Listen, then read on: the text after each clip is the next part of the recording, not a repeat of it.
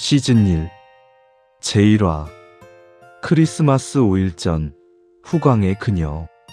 어두워진 전통시장 골목, 다들 문을 닫는 시각.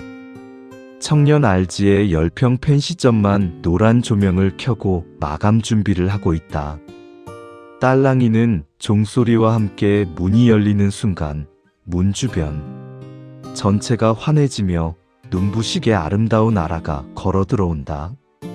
RG는 순간 숨이 턱 막히며 아찔함을 느낀다. 정신이 들자 아라의 곁에는 아라를 쏙 빼닮은 귀여운 어린 소녀가 이쁜 눈을 반짝이며 서 있다.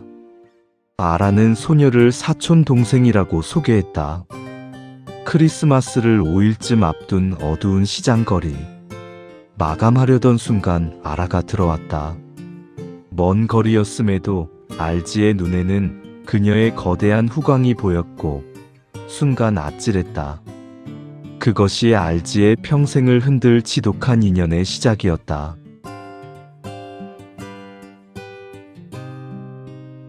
제2화 사다리 위에서 멈춘 시간.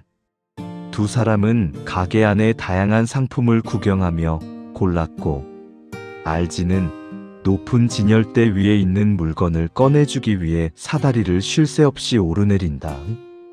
사다리 위에서 물건을 건네며 툭툭 던지는 RG의 무뚝뚝하지만 다정한 말 한마디 한마디에 아라와 동생은 연신 세상을 다 가진 것처럼 환하게 웃어댄다. 가게 안을 가득 채운 그녀들의 웃음소리. RG의 감각은 본능처럼 이 시간이 영원히 멈추어 있기를 원했다. 작은 가게였지만 높은 진열대 물건을 꺼내려 사다리를 오르내리며 간간히 대화를 나누었다. RG의 엉뚱한 언행 때문이었을까? 잘은 모르겠지만 그녀들은 너무도 재미있게 계속 웃어댔다. 그냥 여기서 시간이 멈추어 버렸어야 했다. 그러나 멈추지 않은 시간은 오랜 시간을 후회하게 만들었고 그 시작은 바로 여기부터였다. 제3화 봄이 오고 꽃을 들고 온 사람. 겨울이 지나고 따스한 봄바람이 부는 시장 골목. 인상 깊었던 그날의 일이 하나의 큰 기억으로만 잊혀질 즈음 아라가 다시 찾아왔다. 이번에는 손님이 아닌 친구처럼. 한 손엔 꽃을, 다른 손엔 귤을 들고 있다. 아라는 그것을 수줍게 RG에게 건넨다. RG는 쑥스러워 물건을 정리하는 척하는 동안 아라는 가만히 서서 RG가 먼저 말을 걸어주기만을 조용히 기다리고 있다. 여전히 아라는 RG가 먼저 말을 걸어주기만을 기다리면서 말없이 서 있었다. 그 순간에 아라는 RG의 기억 속에서 영원히 가장 아름다운 사람이 되었다. RG에게 후광을 남기고 간 그녀는 봄이 되어서도 찾아왔다. 여러 번 손님이 아니라 꽃을 사들고 또 귤을 사들고 와서 그냥 RG에게 건넸다. 그리고 가게에 서서 RG가 말 걸어주기만을 기다리던 사람. RG는 너무도 아라가 좋았다.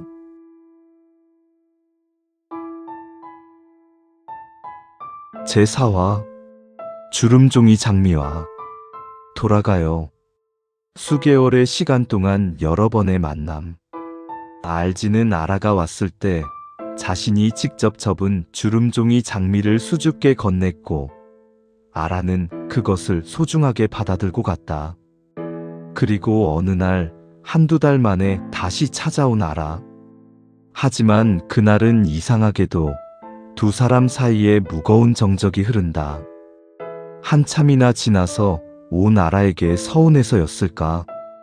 10평 매장 한가운데에서 두 사람은 한참을 말없이 서서 서로를 바라본다. 마침내 RG가 무겁게 입을 연다. 돌아가요. 아라의 눈빛이 쓸쓸함과 슬픔으로 물든다. 말없이 돌아선 아라가 가게 밖으로 나간다. 가게 밖에 멈춰선 아라와의 몇 분간의 말없는 눈맞춤, 원망 그리고 심오한 아라의 눈빛은 각인되고 말았다.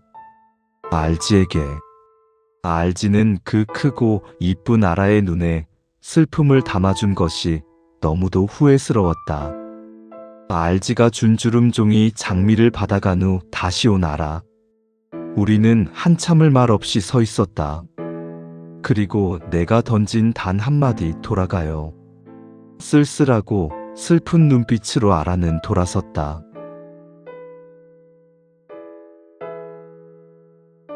제5화 굳어버린 몇 분 영원한 멍해.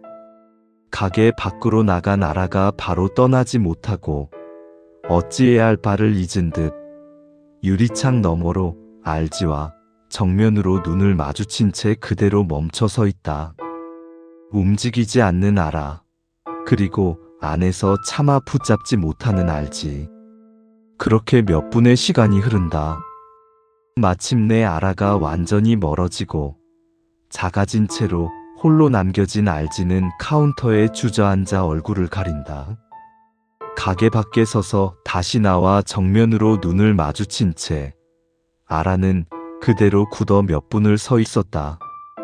그 슬픈 눈빛은 내 남은 평생 지울 수 없는 멍해가 되어버렸다. 그것이 아라의 마지막 모습이었다.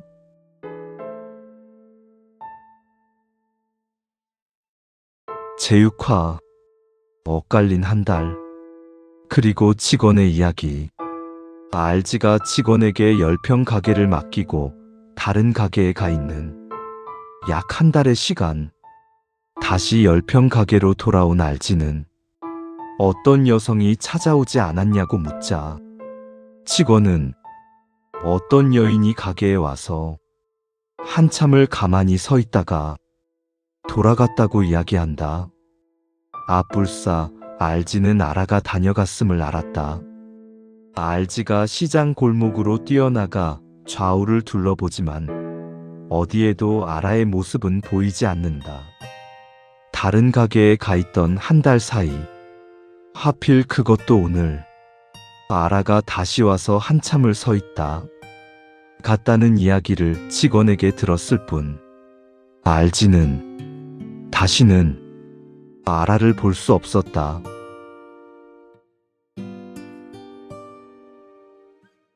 제7화 단발머리 소녀와 할머니. 돌이킬 수 없는 후회의 기억을 지워가며 지내던 수개월이 흐른 어느 날, 알지의 가게 앞을 지나던 한 할머니와 단발머리로 예쁘게 머리를 자른 소녀가 매장 안으로 들어온다. 할머니는 뭐가 필요한 것이 있냐고 빨리 가자고 재촉하시는데 소녀는 할머니를 외면한 채 아주 긴 시간 동안 귀마개를 고르고 있다. 몇 개 걸려있지 않은 귀마개 중에서. 그리고 알지는 소녀가 왜 그렇게 천천히 물건을 고르고 있었는지 알게 되었다. 소녀는 물건을 고르는 내내 시선을 알지에게만 향하고 있었다. 그리고 알지와 눈을 똑바로 마주치며 무언가 간절하게 말하려는 표정을 짓는다. 알지는 그저 정말 이쁘게 생긴 소녀네 라고 생각했다. 소녀의 시선이 크게 부담스러웠지만 언제 본 적 있는 손님 정도로만 생각했다. 수개월 후 한 소녀가 할머니를 가게로 이끌고 와서 가자고 하는 할머니의 재촉을 외면하며 한참 동안 귀마개를 골랐다. 소녀는 알지와 눈을 마주치며 무언가 말하려 했는데 단발머리로 바뀐 소녀를 알지는 알아보지 못했다. 그저 참 이쁘게 생겼다고만 생각했을 뿐. 제8화 먼 거리의 시선. 뒤늦은 아뿔싸. 결국 할머니에게 이끌려 물건을 사들고 가게 밖으로 나가는 소녀.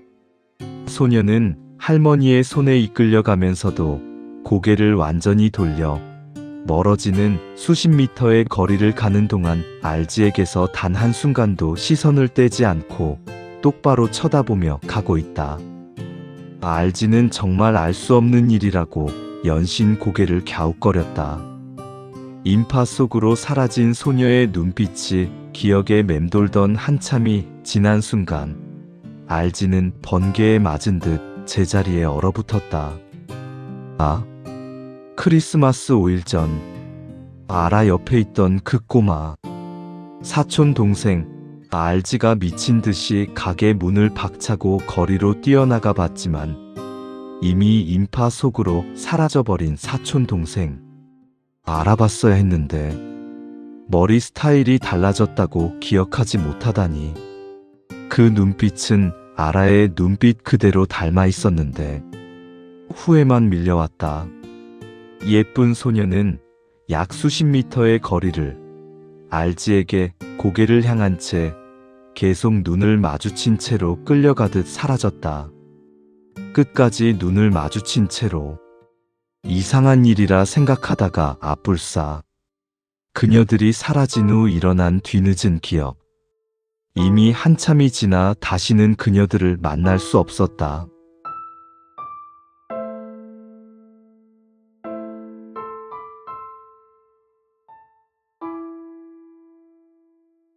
제 9화 횡단보도 위의 추적자 시즌 1 최종화. 얼마 후 정든 10평 가게를 완전히 정리하는 알지. 텅 빈 매장에 셔터가 내려간다. 인근 번화가 지하철역 사거리. 수많은 사람들이 횡단보도에 파란불이 켜지자 물밀듯이 건너온다. 그 수많은 인파를 헤치며 혹시나 아라가 있을까? 단발머리의 사촌 동생이라도 만날 수 있을까? 미친 듯이 사람들의 얼굴을 확인하며 헤매는 알지의 처절하고 절박한 얼굴. 가을, 겨울, 계절이 바뀌어도 눈을 맞으며 횡단보도 앞에 서서 사람들을 찾는 알지. 그러나 그 추위를 정면으로 얻어맞으며 견뎌낸 알지는 아라와 사촌 동생을 그 잔인한 지하철역 앞에서는 결국 만날 수 없었다. 그때의 그 선택이 사랑이었을까? 아니면 비겁함이었을까? 알지는 지금도 답을 찾지 못한 채 계절을 견디고 있다. 가게를 정리하고 시간이 생긴 알지는 인근 지하철역 사거리 횡단보도를 건너는 수백 명의 사람 속에서 그녀를 찾겠다는 일념으로 수개월을 헤매었다. 하지만 만나지 못했다. 알지에 흘러간 세월, 알지에 찬란했던 26년 전의 파트너. 이제 다른 우주에서라도 알지의 절박한 목소리가 아라에게 닿기를.